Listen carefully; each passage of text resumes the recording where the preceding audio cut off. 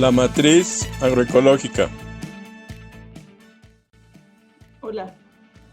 En una serie de videos posterior vamos a ver los elementos centrales del diseño de cultivos asociados, es decir, de 2 especies o más, espaciamientos, patrones, tiempos, que podrían ser una base para la complementariedad o para la facilitación.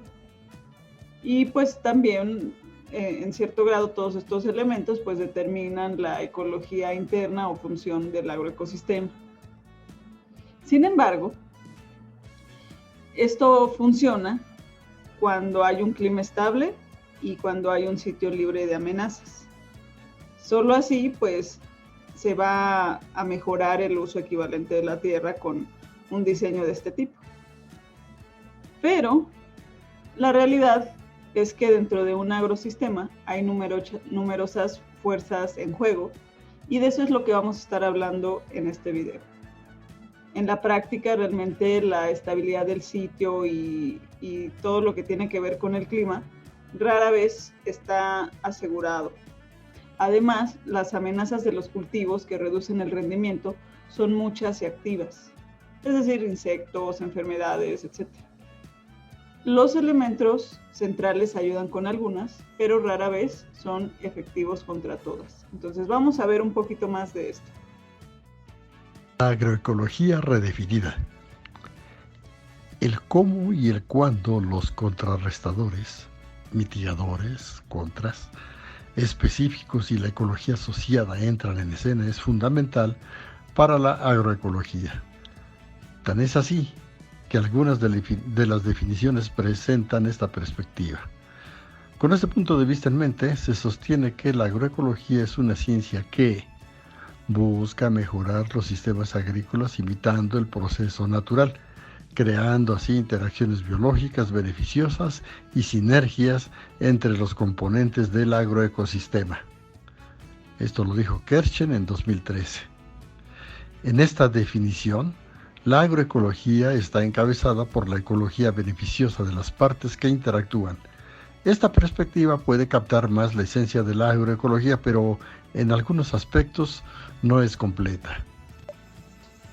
Se puede argumentar que los monocultivos carentes de biodiversidad no tienen sinergias y por lo tanto están fuera de la agroecología formal.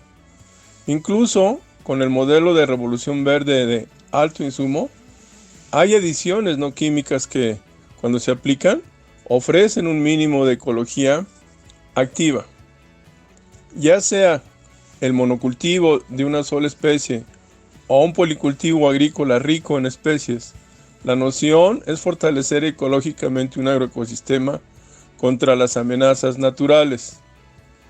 Esto puede ser a través de una ecología interna mejorada de la parcela o a través de la ecología que rodea la parcela objetivo. Con todos los diferentes factores en juego, es necesario presentar sistemáticamente las amenazas, los contrarrestadores o mitigadores correspondientes y mostrar cómo se asocian y logran los objetivos del sistema dentro de un contexto de agrosistema. Esto se comprende y presenta mejor a través de la matriz agroecológica. Amenazas de cultivos.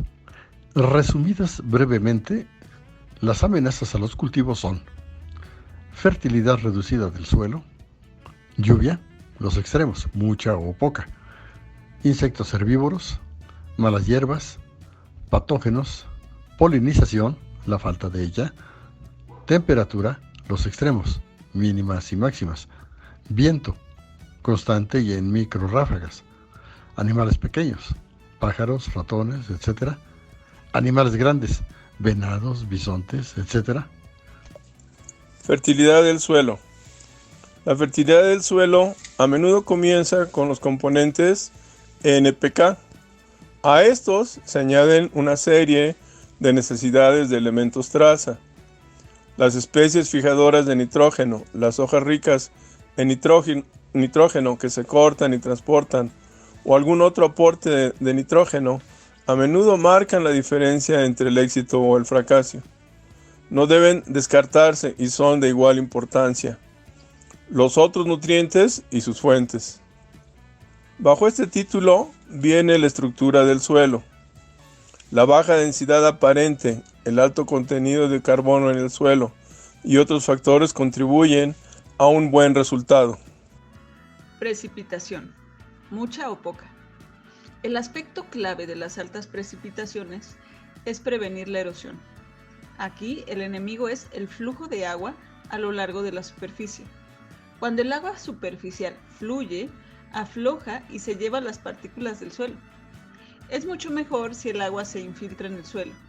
Bajo tierra no se erosiona el suelo, viaja mucho más lento y está disponible para las plantas durante un periodo prolongado. Hay dos categorías superpuestas de contrarrestadores: 1, barreras, y 2, cobertura del suelo.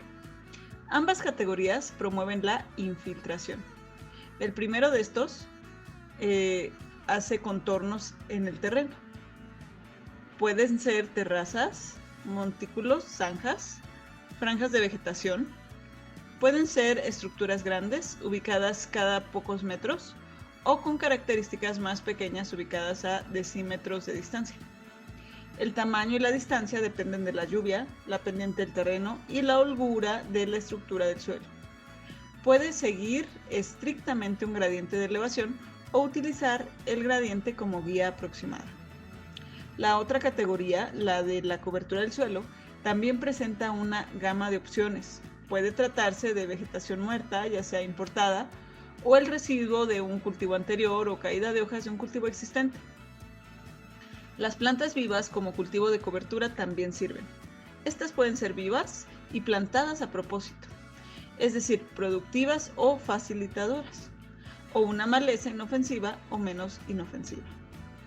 Estas mismas medidas se implementan para las precipitaciones escasas. Aunque la erosión puede no ser el peligro inmediato, la infiltración y retención de agua por la poca lluvia que cae se hace fácilmente disponible. Insectos. Como amenaza, los insectos herbívoros exhiben dos estados. El primero es no amenazante. Ninguno o solo algunos insectos dañinos habitan la parcela. Las pérdidas de rendimiento son mínimas y aceptables, y los controles buscan mantener este status quo. El segundo ocurre cuando el status quo se derrumba. Este puede ser una explosión demográfica de insectos que requiere un control mejorado e inmediato. Mantenimiento del status quo. De las opciones de control, la mejor puede ser la de depredador-presa, insecto contra insecto, donde los insectos buenos se comen a los malos. Para ello, no se esperan pérdidas de cosecha cero. Algunos insectos herbívoros deben estar presentes para mantener una población umbral de insectos buenos. Económicamente, puede ser mejor soportar una pérdida menor de cultivos, generalmente menos del 5%, que realizar una fumigación costosa. La principal desventaja es que la opción depredador-presa se altera fácilmente por la aplicación directa de insecticidas o por la deriva del rocío del uso cercano de insecticidas. El potencial de la opción depredador-presa insecto sobre insecto se mide fácilmente. Si no hay insecticidas en el área, hay suficiente biodiversidad debajo, arriba y adyacente al cultivo. Esto es una buena indicación de efectividad latente. Lo siguiente en la lista de opciones de control es el uso de plantas repelentes. En el mejor de los casos, las plantas facilitadoras designadas llevarían a los insectos dañinos a los márgenes del campo. Estas áreas limítrofes son mejores si conviven con plantas atrayentes y están muy pobladas de insectos depredadores. Es de destacar una técnica anti-insectos que en su mayoría se perdió en la historia. Las gallinas y otras aves domésticas comen insectos. En el pasado distante su uso era común. Junto con los depredadores aviares naturales, por ejemplo, las golondrinas comunes nuevamente podrían convertirse en un potente control. Brotes o explosiones demográficas.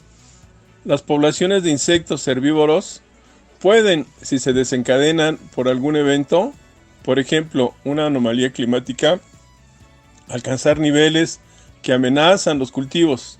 Esto es cuando, a través de la dinámica de la población, el número de insectos malos se acerca o alcanza la meseta superior de la curva de la población sigmoide, como se muestra en la figura 2.1. Con el tiempo, un brote disminuirá naturalmente. Desafortunadamente, esperar no siempre es una opción.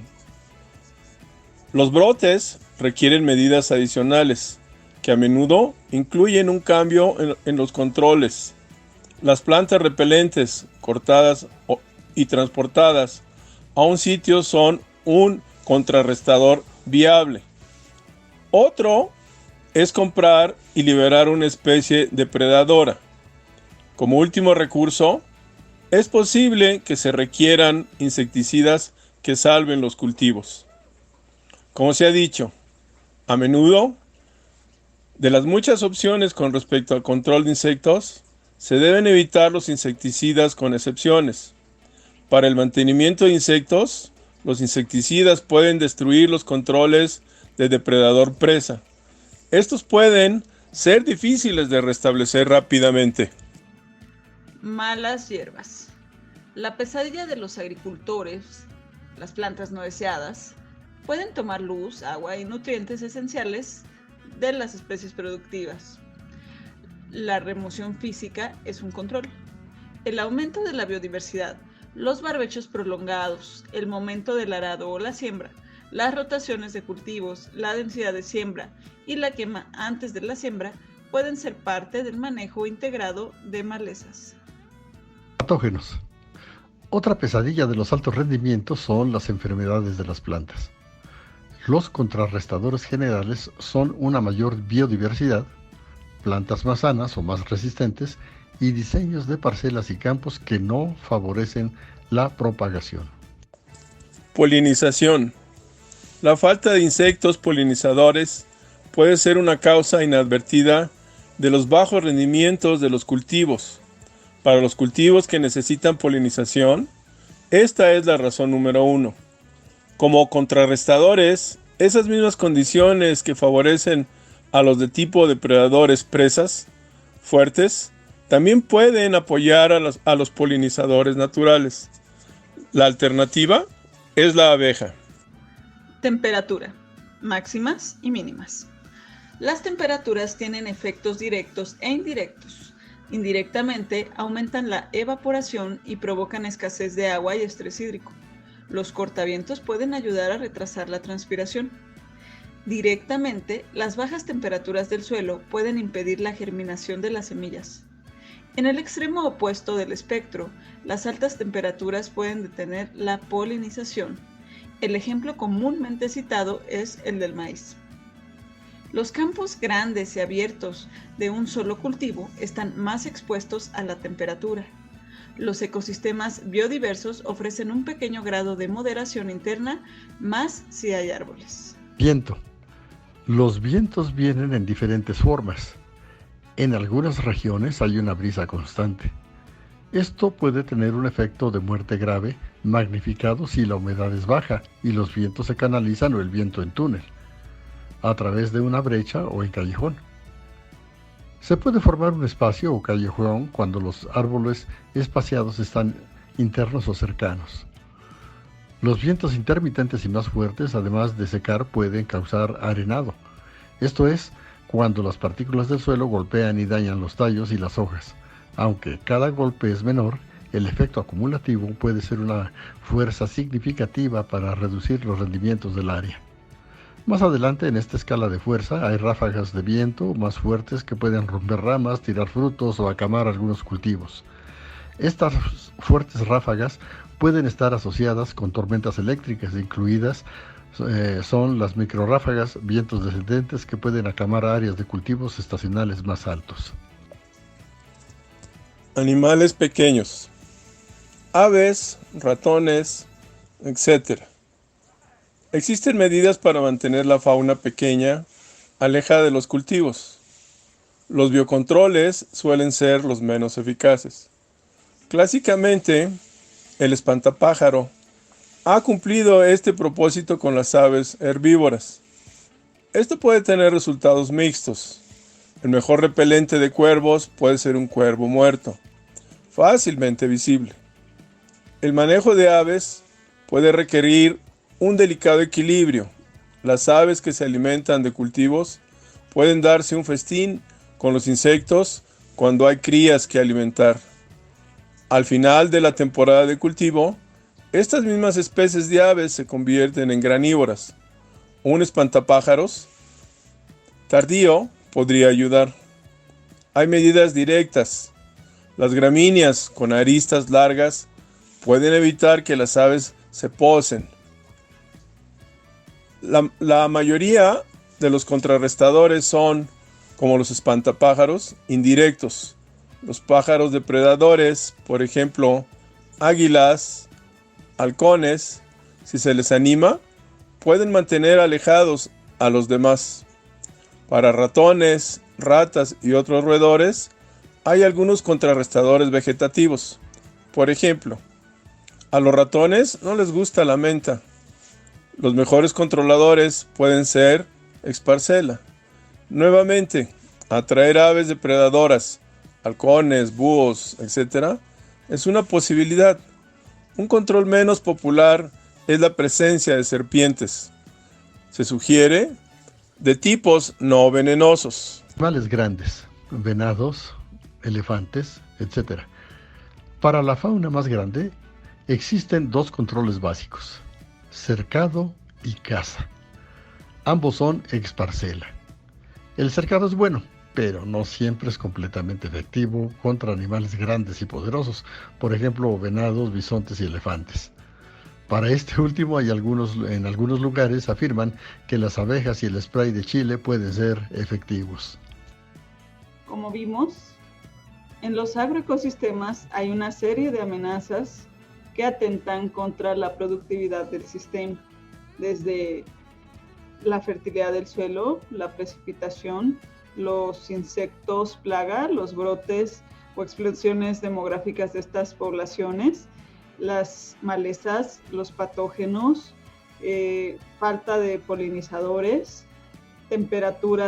cambios de temperaturas drásticas, vientos de diferentes formas, animales pequeños, animales grandes, pero por medio del diseño se pueden atender estas amenazas, y eso es lo que vamos a ver en el siguiente video.